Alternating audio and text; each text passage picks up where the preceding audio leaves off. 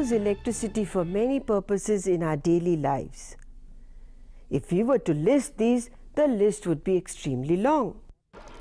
The water pump in your home, the metro, the trains, the factories, lights in our houses, streets, markets, all of these use electricity. The electricity for general purpose comes from the power station. But sometimes after sunset, we even use a torch. How does the torch get its electricity? The torch goes on and off, and to see how it gets its electricity, if we open it out, you might see one of these. You must have seen different sizes of this in your alarm clocks, toys. The cylindrical electrical cell has two sides, a cap and a disc at the other end. You will also notice a plus and a minus on it. The plus is the positive terminal and the minus is the negative terminal. The cell gets its energy from the chemical which is inside this. When the chemical is all used up, the cell needs to be changed.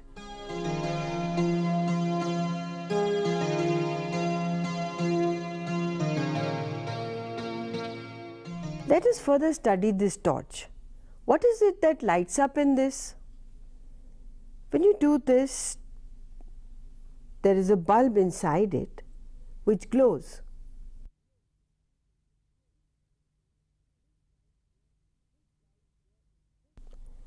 This bulb here inside can be taken out, and it is so small and will look something like this. It has an outer glass cover and mounted on a brass or a metal cylindrical portion here. Inside it there are two thick wires on which is mounted a very thin wire, and it glows when connected to the cell. The portion which glows is called the filament.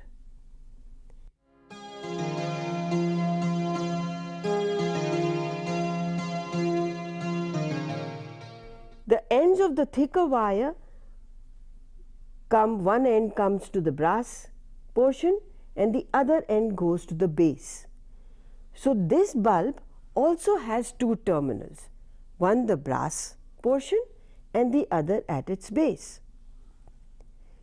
Do all bulbs have that?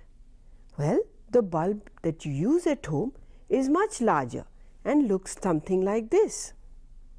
If you notice carefully in this bulb, there is again that thin wire which is the filament, which is mounted on two thick wires here, but they have their terminals at the base because it can accommodate them. Now, if you have a bulb and an electrical cell, do you think this bulb will light up? Well, I think your guess is right because you require connecting wires. Connecting wires such as these you must have seen. Each one of them has a metal part inside and an insulation on top. Every time you need to connect it up, you need to remove the insulation from top and expose the metal part and connect it. One such connection is done here. This is the cell, here's the bulb, and here's a wire which connects one terminal of the cell to one terminal of the bulb, and we connect the other and the bulb glows. But every time you have to light a bulb, you have to hold it in your hands and keep holding it till this connection is there. This is not a very nice way of doing things because it's very clumsy. So one of the good ways is to take a holder such as this and mount your bulb onto it. This enables you to have a fixed bulb, and the holder has two terminals. These are connected to the two terminals of the bulb. Likewise, you can place your battery in this battery holder and connect it in this manner, and you have a firm connection. Now let us see if we can try and light the bulb. Here is a bulb with two terminals and a battery. Let us connect these two.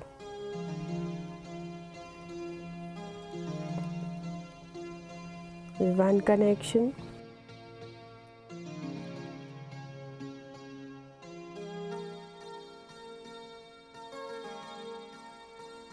Connecting one here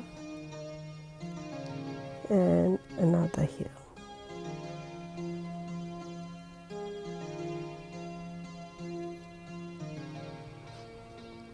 In this case, let us connect these two ends.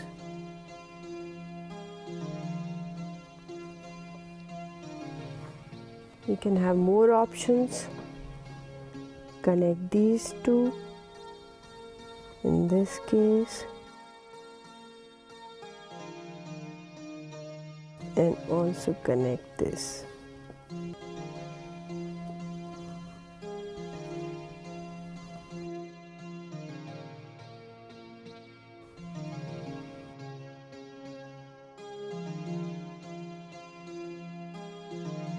You can do the same on this one. Connect these two as well as connect this.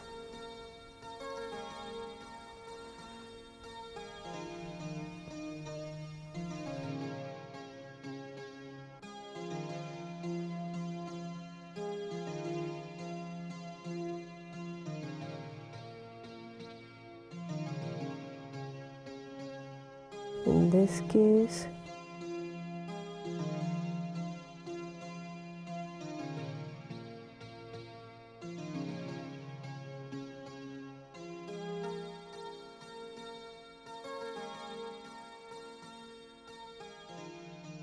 now in all these circuits, only two of them are working. The bulb glows only for these two, and all others are not working. Let us see why the bulb is glowing in only two of them. If we start with this battery, from the positive, the current would come up till here, and there is a gap. This end and this end are not connected. Let us study in this case. Starting from here, this wire is connected to this end. This wire goes here, but there is no connection from this terminal of the bulb to the battery. It doesn't glow. Let us study this one. From here to here, through the bulb and back to this point, and this terminal of the battery is not connected. This bulb also does not glow. In this case, the current flows from the positive to the bulb, one terminal, second terminal, and goes back to the second terminal of this electrical cell. This forms a closed path. Let us see if this path is available here for the current. It goes from here, there is a gap, these two ends are not connected, and therefore the loop is not complete. How come the loop is complete in this case? Let us study that. From here, this white wire is connected to the blue one. Through the bulb, the green wire gets connected to the red and back to this electrical cell. So the circuit is complete in this case as well. So both the terminals of the bulb and the cell are connected, and this closed path for the current to flow from the battery to the device is called an electrical circuit. In this case, there is one cell, one wire and one bulb. We can connect it in this way and the bulb glows. In order to understand how the circuit is complete in this case, let us study. Now there are two terminals of this electrical cell, the negative and the positive terminal. The two terminals of the bulb are 1 and 2. These two are connected and we bring the other two terminals close and the bulb glows. In general, whenever you have to connect a circuit, always remember to start with the cell and the appliance to be connected to it. Use a connecting wire and connect one terminal of the cell, the other end of the wire to be connected to one terminal of the bulb, the other terminal of the bulb to be connected to the second terminal of the cell. Now watch, this completes the whole loop through which the current can flow and your bulb will definitely light up. To understand this better, supposing 5 or 6 of you were to form a circle by joining hands. You would understand that each one of you would need to stick out both your hands and hold somebody else's in order to complete the entire circle. This should also make you understand why any device like this should have at least 2 terminals.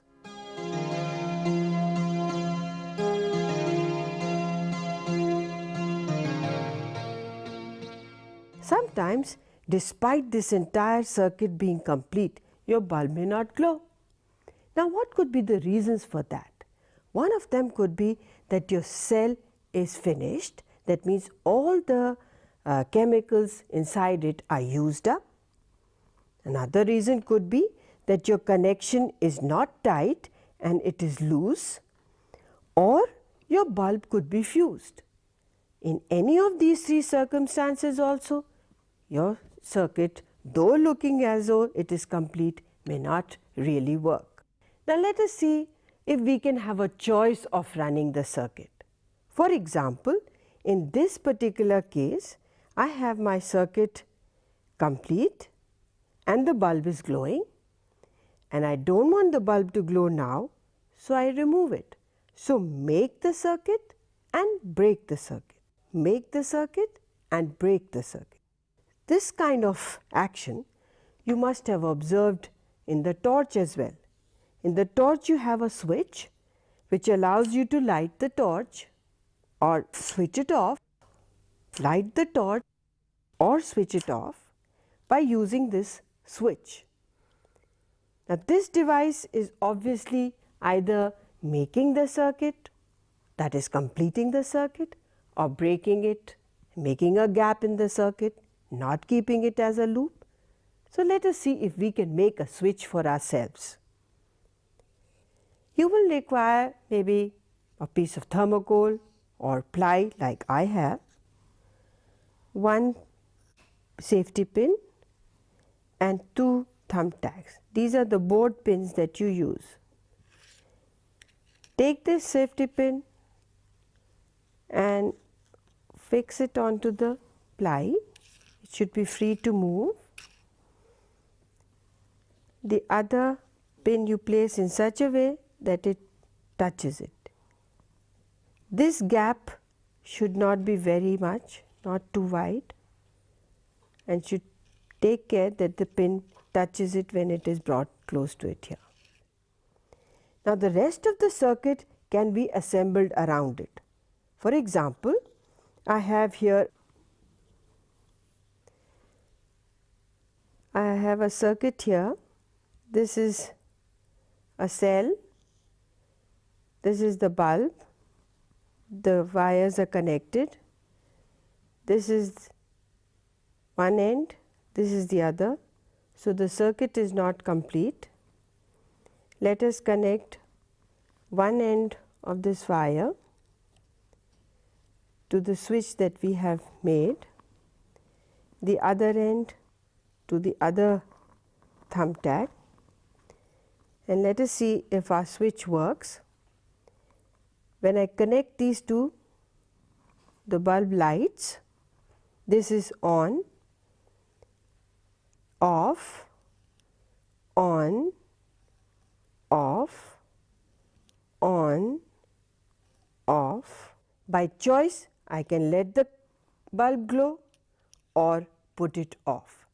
So, you have just learned a very simple way to make your own switch.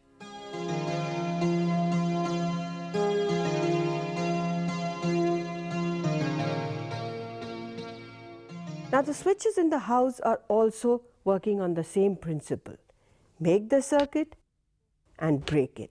But of course, they are a little more complicated in design, but work the same way for your devices in the house. Now, are connecting wires always made of metal? Can we replace them by, say, a thread or a sutli or a plastic cord? That means you would require to know whether the current would pass through any material or not. This particular device can be used to check that as well. That means you will classify materials or elements or things around you which would conduct electricity and the others which would not. So, the ones that would conduct electricity, when placed between these 2 points, would act as a switch which is on, and when something which does not allow the electricity to flow through it is placed here, then your bulb will not glow.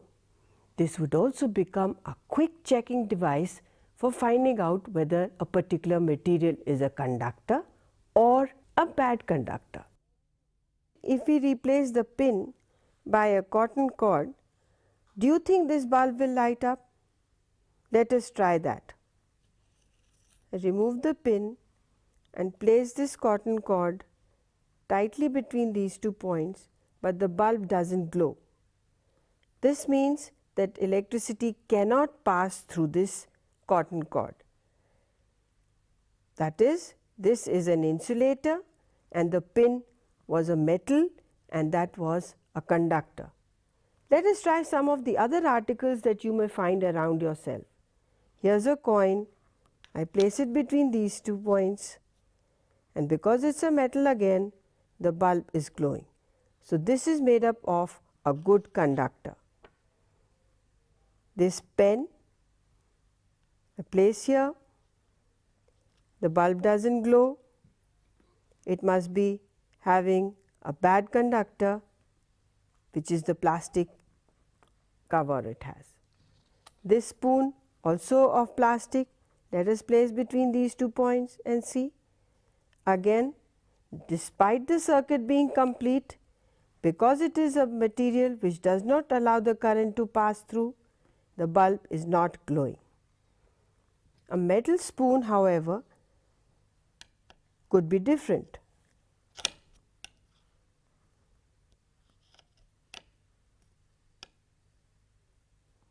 The bulb glows, good conductor, completing the gap between these 2 points. So, this metal spoon is a good conductor. What about a piece of chalk? Small piece between these 2 points, no lighting of the bulb, bad conductor. Let us see this matchstick made out of wood. Again, though the circuit is complete, bulb is not lighting, so it is again a bad conductor. This peanut peel, do you think it will conduct electricity? Let's try it out with our tester. It doesn't. Also a bad conductor.